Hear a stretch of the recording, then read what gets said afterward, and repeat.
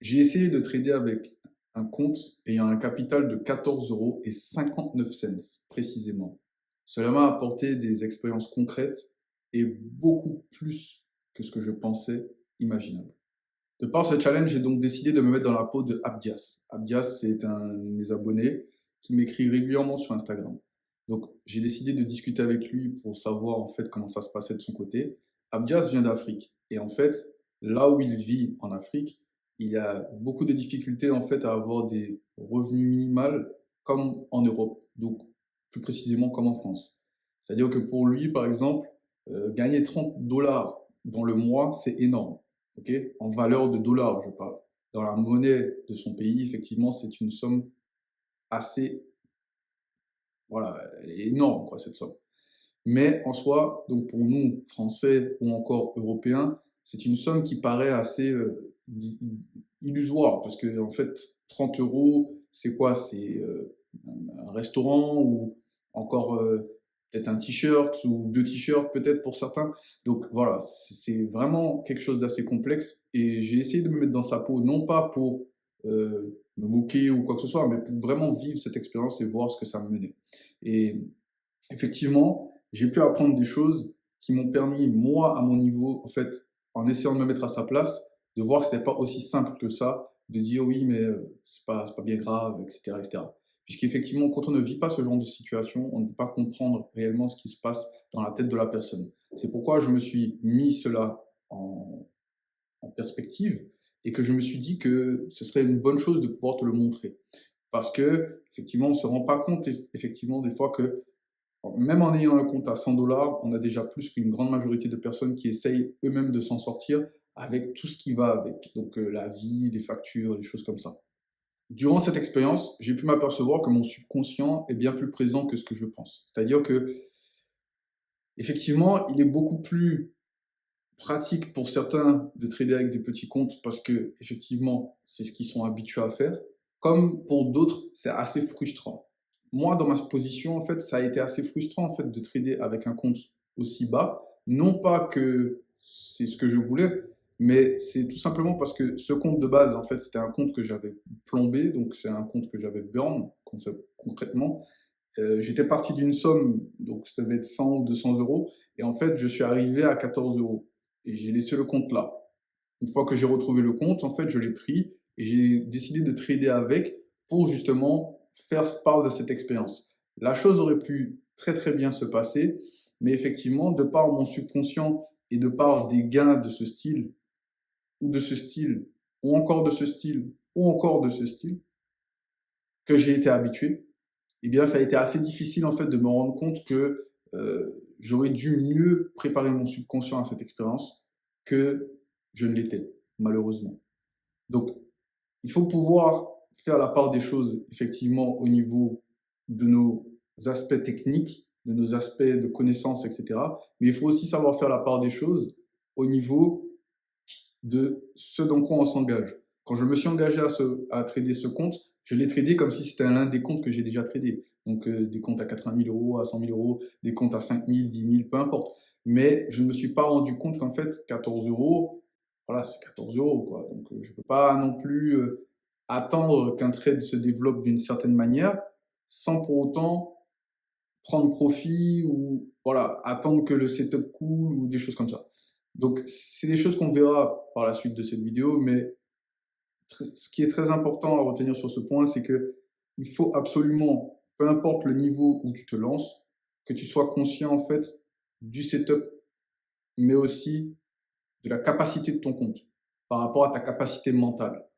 La mauvaise préparation psychologique et technique que j'ai faite, c'est que je ne me suis pas réellement préparé.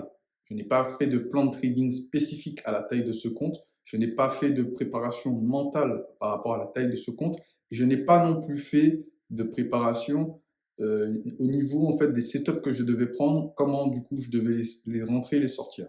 Alors je sais que par rapport à ce que j'étais déjà fait en termes de vidéos, ce que j'étais déjà montré, c'est vraiment pas bien que j'ai procédé de la sorte. Et effectivement, ben, c'est de ma faute parce que j'ai sous-estimé ma capacité mentale et j'ai surestimé ma capacité de connaissance. Donc, ma capacité de connaissance, c'est quoi? C'est ce que je sais sur le graphique, comment le marché se développe, etc. Et au niveau de ma capacité mentale, ce que j'ai sous-estimé, en fait, c'est ma capacité d'adaptation. Je pensais pouvoir m'adapter mieux que ça. Et en fait, je me suis beaucoup plus adapté à ce compte qu'à mes autres comptes. Par contre, effectivement, le fait que l'équilibre ne soit pas fait entre les deux aspects que je viens de t'énoncer font que je me suis retrouvé en fait à un moment coincé. C'est-à-dire que j'étais à un moment, donc normalement là je vais te mettre un screen, tu verras. Donc j'étais à ce stade, le trade se passait bien, c'était un scalp, je précise bien, non pas un trade long terme, mais juste un scalp. Et en fait, j'étais bloqué entre le fait de prendre profit et ne pas prendre profit. Alors que du coup, le compte était largement, voire quasiment, je crois, doublé ou déjà doublé. Donc j'ai laissé le trade tourner finalement. Pourquoi je ne sais pas, parce que j'étais bloqué en fait. Je ne savais pas quelle décision prendre. Et ça revient à ce que je te disais par rapport à la mauvaise préparation psychologique et technique. Puisque effectivement, vu que mon plan de trading n'était pas préparé par rapport à ce type de capital, je n'étais pas du tout à l'aise. Et quand tu n'es pas préparé à quelque chose, on a tendance à se figer. Et le fait de se figer te rend en fait incapable de prendre une bonne décision. Et même quand tu prends une décision, tu as tendance à surpenser la décision. Donc tu rentres dans un schéma de pensée qui t'emmène à penser à ça, à ça. Ah oui, mais si je fais ci, je fais ça, si je fais ci, je fais ça. Et au final, en fait, tu es bloqué. Tu es bloqué totalement dans ce schéma.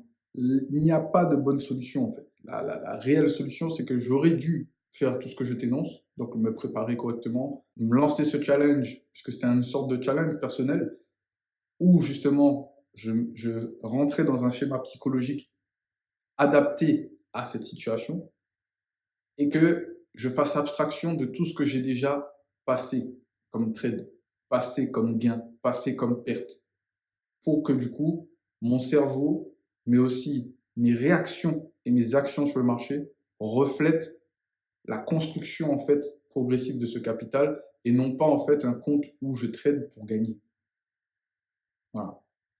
Oui, évidemment, on trade pour gagner, mais si je peux le formuler différemment pour que tu comprennes bien où je veux en venir, le but étant que le compte étant à 14 euros et 59 cents, je précise bien 59 cents, le but n'est pas de laisser couler les trades, à mon avis. À mon avis, le but est de prendre profit dès que possible. Le compte a fait 7 euros de profit, je suis déjà à la moitié du compte. Donc je prends ces profits et je me casse en fait. Voilà. Là, c'est pas le but de prendre un trade et de regarder le trade faire 200, 300 euros. Puisqu'effectivement, en encaissant progressivement des profits, je peux maximiser mes futures prises de position et gagner beaucoup plus. Et ce qui permet au compte de davantage se développer. Donc dans tout ça, j'ai pu comprendre qu'en fait, jouer au jeu du trader, le jeu du trader, comme là, du coup, je suis en train de backtester, j'ai pris une position et en fait, cette position est allée à ma target. Quand tu es habitué à backtester d'une certaine manière, tu joues à un jeu. Donc, tu joues au jeu du trader, par exemple, day trader. Tu joues au jeu du trader, swing trader.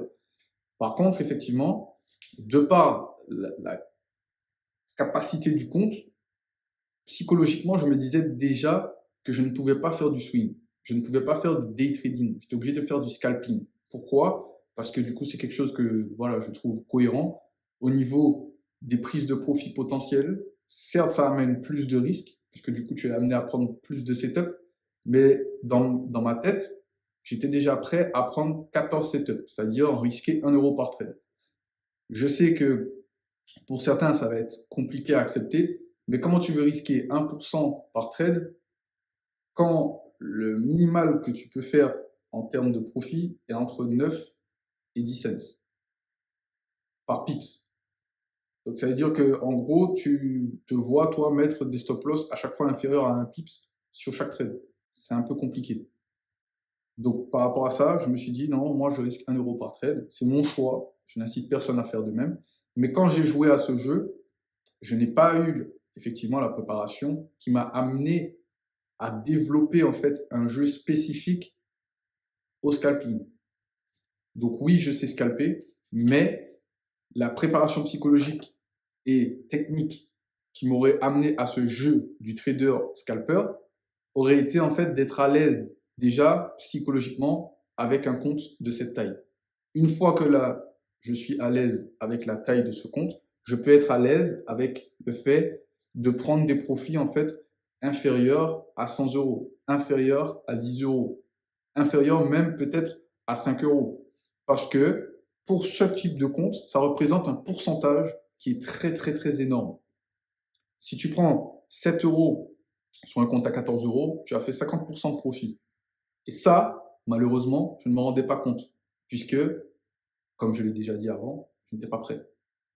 Donc cette préparation est très essentielle en tout temps et en tout moment. Certes, des fois, on veut se lancer des challenges qui nous permettent d'atteindre des niveaux exponentiels, mais on ne se rend pas compte de ce genre de petits détails. Donc si toi, aujourd'hui, tu es dans cette situation et que tu n'as pas beaucoup de deniers et que tu voudrais trader, d'accord? J'ai fait plusieurs vidéos. Alors, je vais te montrer les vidéos pour que tu puisses voir. J'ai fait plusieurs vidéos où justement j'explique certaines bases du trading. Sur ces vidéos, donc qui sont juste ici, donc dans comprendre le trading forex débutant, tu peux y aller et me donner en commentaire en fait des contenus que tu voudrais que je développe davantage sur justement les marchés, donc sur les graphiques je parle, pour que justement je puisse t'aider davantage à améliorer ton skill, donc ta compétence. Par contre, voici 3 conseils que je peux te donner si toi aujourd'hui tu as un compte inférieur même à 20 €. Eh bien, le premier conseil que je peux te donner, c'est de commencer à 100 $, donc 100 € minimum. Pourquoi? Parce qu'avec 100 € minimum, tu peux risquer 1% du compte par trade, donc c'est-à-dire 1 €, et ne pas réellement te sentir stressé, frustré ou bloqué parce que justement, ben, parce que c'est 1 euro. Parce que 1 euro, si tu risques 1 euro et que tu perds ce trade, par la suite, normalement, tu dois risquer 99 centimes. Et ainsi de suite. Ce qui te permettra d'avoir beaucoup plus que 100 trades sur le compte qu'un compte à 14 ou 20 € même. D'accord? Puisqu'un compte à 20 €, si tu risques 1% par trade, ce compte te mène à risquer 20 cents. C'est dit comme ça, tu te dis, ah, mais c'est que 20 cents. Mets ça en perspective. Parce que du coup, certes, tu es prêt à perdre 20 cents, mais combien de fois tu vas perdre 20 cents avant de gagner un seul euro? Ou même un seul dollar pour certains qui me regardent, qui sont en dollars. Donc, trade justement des comptes à cette hauteur, minimale, vraiment minimale. Ça te permettra en fait d'analyser tes émotions, mais aussi ton anxiété par rapport au fait de perdre de l'argent pour lequel tu as durement travaillé. Et également de pouvoir constituer tes premiers moments où justement tu peux avoir de la data qui t'est propre. C'est-à-dire que on a de la data quand on fait du backtest, mais on a aussi de la data quand on prend nos propres trades. Donc tu regardes le trade et par exemple quelques mois après, 3, 4 mois après, quand tu reviens sur ce trade dans ton journal de trading, tu pourras voir qu'effectivement tu as pris cette position en day trading par exemple et que au final le marché il a continué de monter alors que toi tu vendais. Peut-être que effectivement, ben, tu aurais peut-être mieux fait d'acheter et non pas vendre. Puisque si le marché était fondamentalement haussier, tu dois te concentrer sur l'achat. C'est l'une des choses que j'ai mis en évidence pour t'aider à construire ton propre playbook. Donc le playbook, c'est aussi comme un journal de trading, mais il t'aide à t'entraîner à créer tes propres phases de jeu. Et pour créer ces propres phases de jeu, il faut que tu trades. Il faut absolument que tu trades, non pas en backtesting, mais en réel, en conditions réelles. Pas forcément avec de l'argent si tu n'as pas encore, mais même en compte démo. Tu trades ce compte démo comme si c'était ton propre compte. Donc si pour l'instant, toi, en visualisation de la chose, tu peux mettre que 100 €, ben, tu mets 100 € sur ton compte de démo. S'il ne te le permet pas, ben, mets le minimum. Donc si c'est 200, tu mets 200. Et tu trades comme si tu avais un compte à 100 €. Si tu arrives à 100 € alors que tu avais un compte à 200, tu as perdu ton compte. Donc là, tu as une deuxième chance, tu continues avec l'autre moitié des 200 €. Mais chaque trade que tu prendras, chaque chose que tu feras sur le marché, il faut que tu puisses le décortiquer avant, pendant, après, en mettant des détails, des commentaires et des choses comme ça.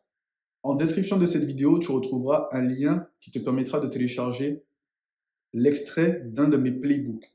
Et ce playbook te permettra de créer ton propre playbook. Donc je t'invite à le télécharger gratuitement et de me dire par la suite ce que tu en as pensé. Tu peux me le dire soit sur Instagram ou en commentaire de cette vidéo. Le deuxième conseil que je peux te donner, c'est de réduire ta dépendance au trading. Donc, quand je dis de réduire ta dépendance au trading, c'est simplement le fait de... Ce n'est pas parce que tu vas rester 10 heures devant le graphique en attendant que la bougie bouge, voilà, disons les termes, que ça va t'avancer à quelque chose. Cette dépendance fait que tu espères au fond de toi que le marché te donne ce que tu veux. Tu espères que le marché te donne raison. Plutôt que de faire ça, je t'invite à prendre ton setup, définir où tu vas perdre et définir où tu vas gagner. Une fois que c'est fait, fais autre chose. Ça peut être backtester le marché, donc tu peux même mettre des alertes sur ton stop loss, des alertes sur ton break-even ou une alerte sur ton take profit, de façon à ce que tu puisses faire autre chose et qu'en fonction de ce qui se passe sur le marché, tu reviens après un certain nombre d'heures ou directement quand une alerte a sonné. Ça te permettra de réduire ta dépendance sur les marchés, puisqu'effectivement, cette dépendance t'entraînera à prendre des setups des fois illogiques ou tout simplement qui ne te permettent pas de développer ton compte réellement, développer ton capital, développer tes compétences, développer ta psychologie, développer ton mindset lié à ta prise de setup et à la confiance dans tes setups. Le dernier conseil que je te donnerai, c'est un peu contre-intuitif, puisque beaucoup d'entre nous font du trading parce que l'école n'a pas été pour eux. Beaucoup d'entre nous font du trading parce que le travail, donc le salariat, n'est pas pour eux.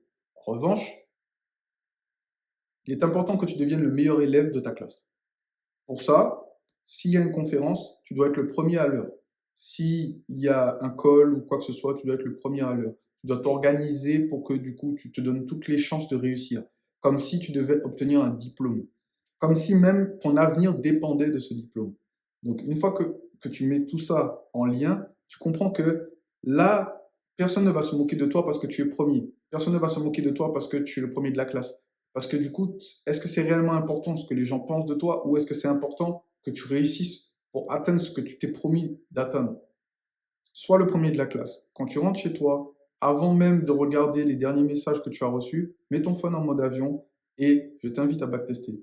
Mets ton phone en mode avion, revois les trades que tu as pris aujourd'hui, revois ce que tu n'as pas respecté, revois ce que tu as respecté, revois ce qui a marché, revois justement comment tu peux améliorer ce qui a marché tout en continuant à le faire. Au plus tu vas te concentrer sur ce qui marche, au plus tu seras un meilleur élève. Au plus tu vas te concentrer sur ce qui ne marche pas et essayer de l'améliorer ou le sortir de ton système de trading, au plus tu vas t'améliorer et au plus tu te rapproches du meilleur élève. Je sais que ça peut paraître un peu bizarre de le formuler comme ça, mais je n'ai pas trouvé de meilleure manière de te dire qu'en fait, si tu veux devenir le meilleur, sois le meilleur élève. Sois le meilleur élève qui soit. Le meilleur étudiant aura toujours plus de chances que la personne qui se croit talentueuse. Toujours. En dernier lieu, je t'invite à regarder cet épisode qui te recommande justement des conseils de Kobe Bryant adaptés au trading. N'hésite pas à me dire ce que tu en penses en commentaire et à partager cette vidéo avec l'un de tes amis qui également fait une route sur le trading. Il te suffit de cliquer pour aller de l'autre côté. C'est tout aussi simple que ça. Comme pour le trading, un clic peut changer ta vie.